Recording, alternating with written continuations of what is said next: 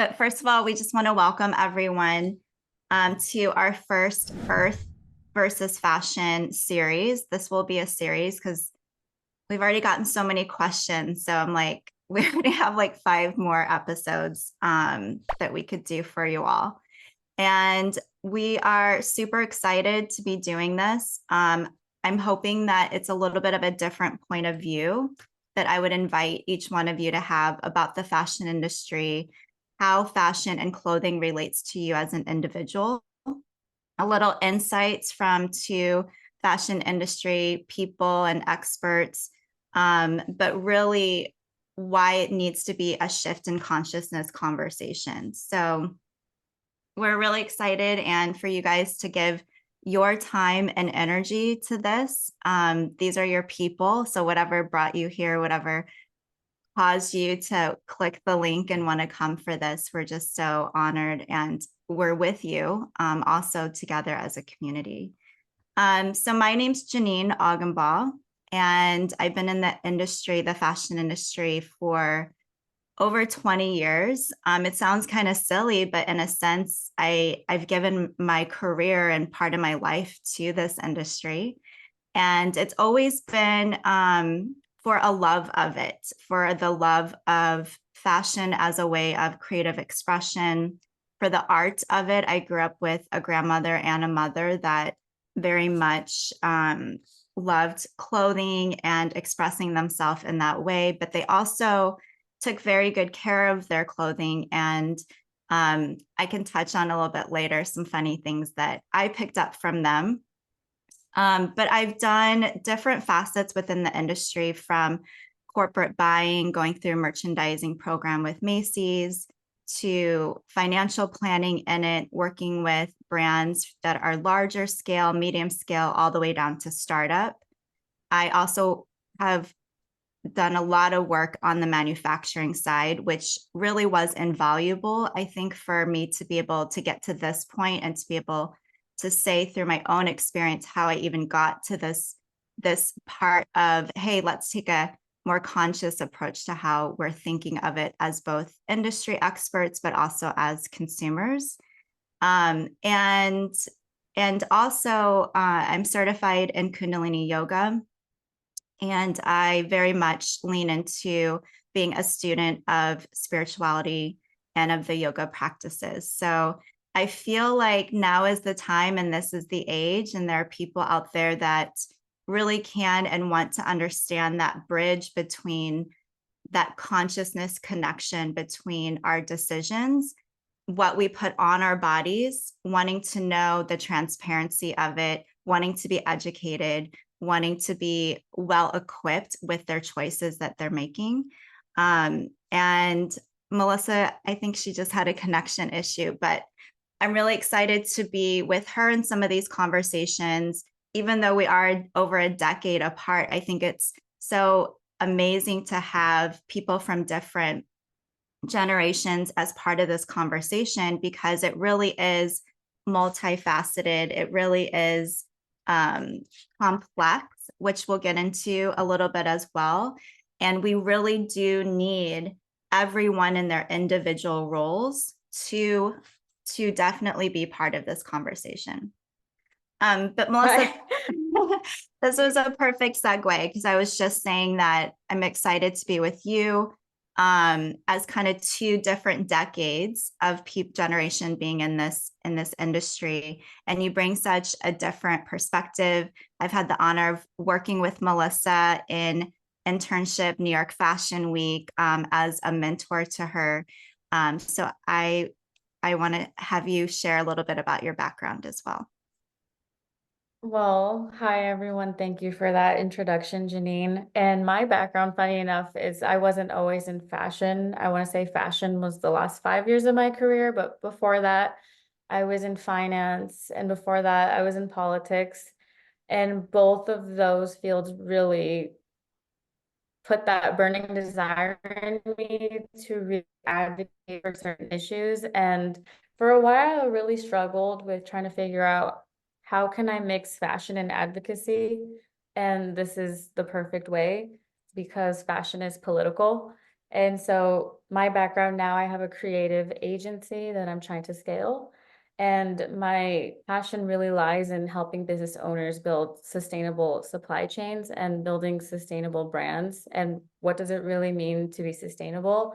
But I'm also a storyteller. So what really impassions me about this topic is not just like the sustainability, the green talking or the greenwashing, we could even say. It's the people that make up the fashion industry, the person that's sewing your garment to the person that's actually picking the cotton somewhere in another country. This is all super important. And I believe those stories deserve to be told, which is why I'm super happy to be here with Janeen. Janeen has taught me so much about the fashion industry and what's possible. So I'm sure this is going to be the first of many. Yes, definitely the first of many.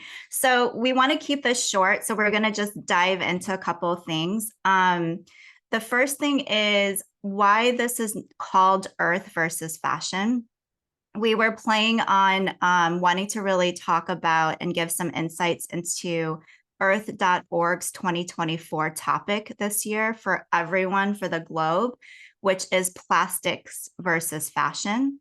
And when I was really thinking about what is very much needed, what is very much needed, or what is missing, or what is really the root of the problem in terms of where we're at with the fashion industry, with consumerism, with clothing in the garment industry, as it's hurting the planet, as it's hurting workers, as it's hurting consumers. And so, what I really thought about is that we're talking about all life, all living things. And so that's why we called it Earth versus Fashion, because as the planet is the physical part of it, it's so much greater than that, the problem and also the solution that is needed. And so Earth, the whole life, like we're planet Earth versus Mars because we have life. And when we're talking about sustainability in fashion, there is no sustainability in fashion, but we are here to try to sustain life and to not destroy life through clothes and through consumerism. And so that's where it's like, okay, what is the root of this problem? And for me, I feel like the root is really one, understanding that it is living earth and living beings that we are talking about here. And it's not just about the planet, it's about the energetics, it's about our way of life, it's about our generations after us. And so that's why we called it Earth versus Fashion. And that really is the mission of this series and wherever it goes as the umbrella of what it is that we're talking about here. And then in this talk, we are going to touch on the 2024 Earth.org topic of plastics as it pertains to the fashion industry. And so I was joking with a friend of, will you wear plastics? And she was like, what are you talking about? I don't wear plastics. And so we want to get into that. And what does that mean when we joke and say, well, are you wearing plastics on your body? Are you wearing plastics in your clothes? And what does that look like as it pertains to fashion and plastics? And then lastly, really understanding that we are a community, and that's what we want to build here is this community effort, this movement around understanding that there does need to be a shift. And so that's the really overarching thing here is that we do very much need a shift in consciousness in how we relate and what our relationship is with the clothes that we put on our back, with the way that we do decide to make purchases and who we purchase from. So I really want to invite you, and I want you to feel empowered around this invitation of looking at fashion and clothing and decisions and being a consumer and what this fashion industry means as a shift in consciousness. And that what that means is also your role and responsibility in that. And that it's hopeful and that it's empowering And I feel like there's such a disconnect. And that's where, even if you do know some of the statistics, and we're going to go through some of them as a foundation, I feel like even for me, as someone who has been in this industry and is an expert and is also a consumer, just like all of us wear clothes and we make purchases, there's still a disconnect of the oceans are being, the life in the oceans are being really compromised by plastics. I understand that. But how do I have that emotional connection to that, where I can bring it to a level of what is my role in that? What is my contribution to that? I feel like that's a different story.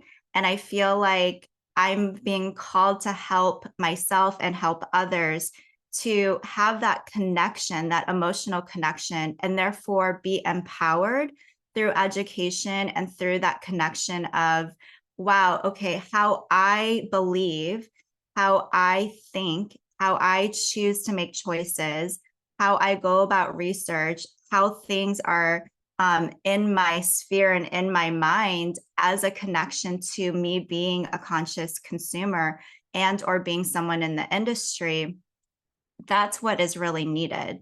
And by my individual choices and my level of where I'm at in my thoughts and my beliefs and my education around that, I do take it to work. And like literally, since I'm in the industry, I do take that to work. And we're hoping that, understanding that we are a collective consciousness, and understanding that, and we're going to get into this, that we are living right now. We are living right now as a manifestation of just that.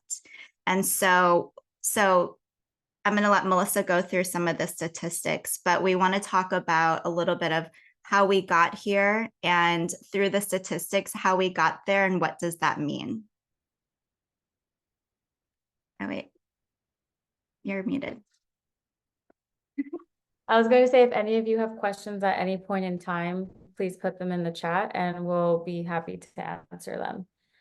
And so I'm going to follow up with Janeen, what the state of the industry is and how did we get here? Because even these surprised me when I was looking it up.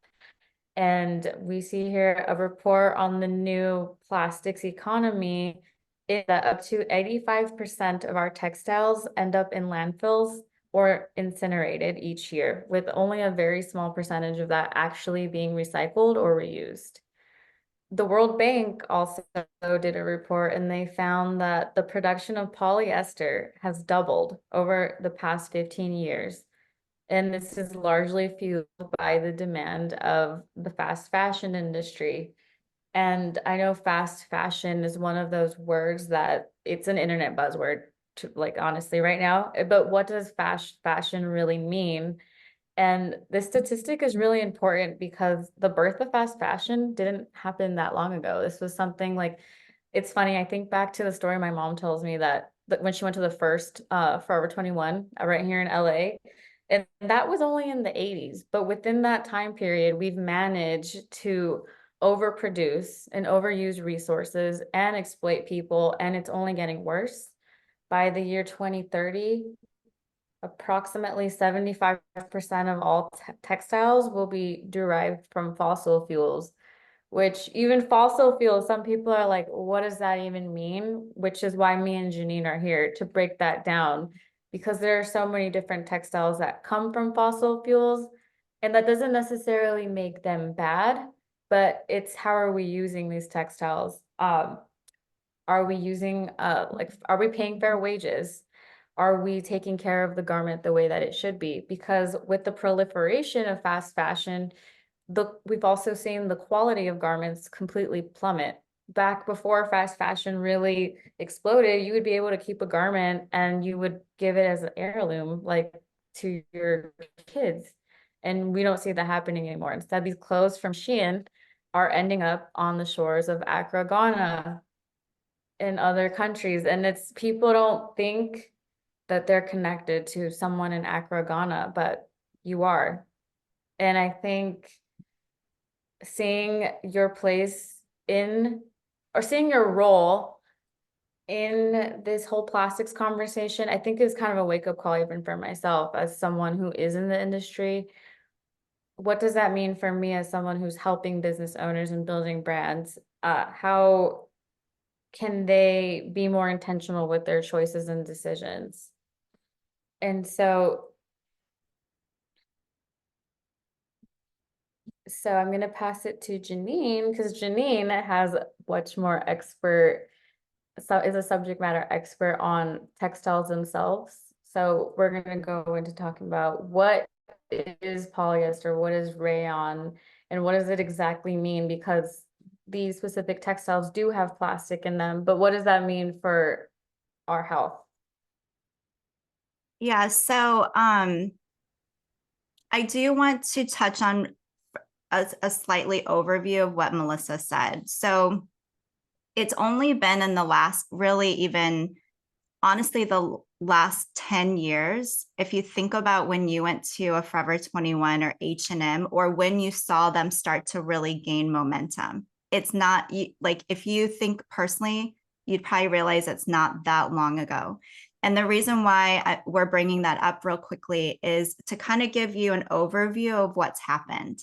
And it's for multiple reasons. It's very complex. And so what's happened is, with the insurgence of fast fashion, meaning like a Forever 21, where in the industry, what we categorize fast fashion and how that works, that's pretty very impressive, to be honest, because I used to be in that world, is we would take a design that we would see either on a person or a runway or on a celebrity, and we would be able to sketch it, to create samples, make fits, and put it into production and out for resale anywhere from 5 weeks to 3 months, when before production could take 9 to 12 months, even longer prior to that. So that's why it's called fast fashion.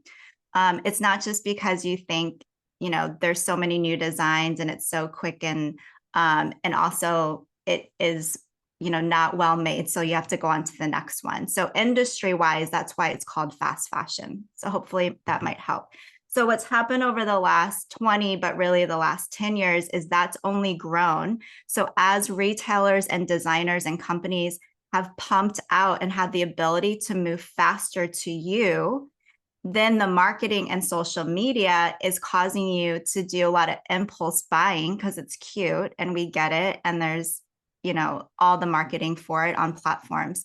And so it's this cycle of overproducing and then overbuying, and then overproducing and then overbuying.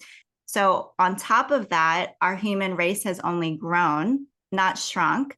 So now we have that happening. So we have more people buying more things, more companies growing, designing and producing more things. And it's really catapulted into this giant mess that we're in. So hopefully that helps to kind of give you that. So where does that go? And that's what we're going to get into real quickly, is that wastage is going to countries like Ghana, and it's going through to those underdeveloped countries because they have deals of having to take in things that developed countries don't want. So we'll have an episode on just that alone, but charity donation companies are a big part of that. So a Goodwill, Salvation Army, nonprofit thrift shops, only 25% of what's donated actually gets put on the resale floor. The other 75% is broken up into being sold off either to textile recyclable companies or to third world countries. And the problem is that if any of the garments are soiled, have stains, have tears, have fit issues, that is getting shipped off and cannot be used. And it's going literally into mountains of landfills and our oceans in these countries. So we're going to do an episode on that. But back to plastics, while fast fashion has also grown, a lot of those new designs and new everything, they want to do it cheaper. And like Melissa was saying, less quality. And so what's happening is those lesser those cheaper, lesser qualities are in textiles that are synthetic. And like Melissa said, synthetics are made from fossil fuels. So it's made from oil, not natural fibers. So just to keep it like very simple, natural fiber garments that are better for your health, better for your skin, and also decompose in landfills or wherever they might land up would be cottons, but like 100%, not blends. It would be 100% linens. It would be silks. And then rayon is natural, but it depends on how much processing has gone into it. So you're probably like, Janeen, that leaves us like with hardly any percentage of clothes that are out there. Yes. Yes. We acknowledge that. And so then it's like, well, what can we do? And really what the point we want to get across is for you to do a little bit more, if some of these things resonate with you, to do a little bit more research on synthetic versus non-synthetic fabrics. Take a look at being more intentional and just asking yourself, what is your relationship with how you do make decisions with the brands that you choose, because you are empowered, that you choose to buy from? How are they making their clothes? What are the materials that are going into them? And probably the key synthetic fabrics you're seeing, the most common ones, are going to say on the care labels, nylon, polyester, some kind of poly. There's many polys now. So if you just see poly, know that it's made from oil. Rayon for the most part, because most is heavily processed rayons. And then nylon and spandex. And again, the materials in themselves aren't the biggest problem. The biggest problem is how much clothes are actually being produced, consumed, and then not worn. But at the same time, we want you to think of the afterlife. We want you to think of closing that loop of them not landing in the ocean or not landing up in the landfill as kind of like a very strong, thought process. And so if you had to think of it that way, would you make your choices differently? And thinking about also where are they going to go? What I always say is you probably have friends that want your clothing. That's a really good first place to start. So when you do want to purge, or you want to go through, or you want to discard, ask or organizations that will directly need actual clothing and they're not going to sell it off in bundles, people that are actually going to wear it themselves. And then from there, donation or resell is best. Again, keeping it in the system, keeping it on bodies, or if they're going to be reworked or repurposed or reused for something is great. I just realized we crammed a lot into that. It's already time to go. But I'll let Melissa chime in. But really, our goal in this first conversation is really the first part. If you are at all interested or any of this resonates with you, we are your people. We are here. If you could put your email in the chat, and then that way we want to send some resources of some links that might be helpful or supportive. Also when the next one will be, and what the topic are, and then things that you would like to hear. I know Heather, some of her community sent me some really great ones, and that helps us a lot. But really, we just want you to walk away from this being a little bit more open, being invited to really connecting with, wow, I am empowered and my voice does matter through my actions and through my beliefs of how and why I buy, and also my choices and how I consume, and being a little bit more educated around the fashion industry, or wanting to hear more of how that works and how it's all interconnected to us moving into a drastic shift of both consciousness as well as a shift and transformation of what is needed, not just today, but we're really talking about the future, because that's where the changes really need to be made. Melissa? I just want to close it out by saying that I'm so happy that you guys came and joined in the conversation, because there's so much we could talk from here. Even just when we talk about the clothes that are sent to these other countries, like, people don't know the US threatens to take away the free trade agreement and put these crazy tariffs on these countries. And that's a whole topic in itself. It is. So my thing, if you're going to learn anything today, I'll give you a practical solution. I really have stopped buying as much clothes as I used to, the more I've learned. And I'm the girl that checks the tag. What is the composition of this garment? And it's actually really made a difference in my overall consciousness as a consumer. And so why I'm so happy we started having these conversations is, imagine if each one of us decided to have this shift in consciousness, how much of an impact and change we could have together, because it's very clear this is going to be a lifelong battle. We're not going to solve sustainability here by ourselves. And hopefully our children can enjoy the earth in a more sustainable way. Yeah. So we really just appreciate each one of you wanting to spend at all even 1 minute doing this versus something else. I know we're ending because we said 4:30, but I'm more than happy. I'm sure Melissa is. For those, if you want to unmute yourself or put a question in the chat, I'm totally open to staying longer. And we definitely will be continuing this, probably lengthening them, but having each month be a different topic, but also answering your questions around, how can we equip you better? I know Heather had asked this about, what to look for on a website with a brand. What are some key things that might help you to know? Oh my God, we could do a whole convo on that though, because people lie on their websites.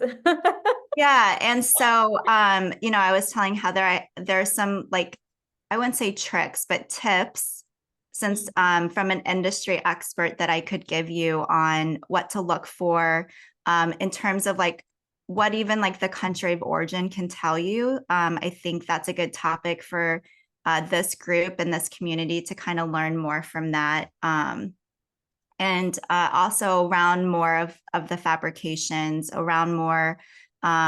We do want to also just have probably a whole 15 or more minutes around what's happening in Ghana, since they are the number one country of export that has to take used clothing, and what is going on there. I think it's so devastating that if you don't know, it's very shocking. And so us kind of helping you to understand how did that even get like that. But yeah, we're really excited. So if anyone has any questions, and then definitely if you can put your email in the chat, and then we will make sure that we send you some links. I actually have a really good video about Ghana as it relates to the overproduction and the charity part of donation based, and what happens and how those goods or those garments get to a country like Ghana. But thank you so much. And we're here.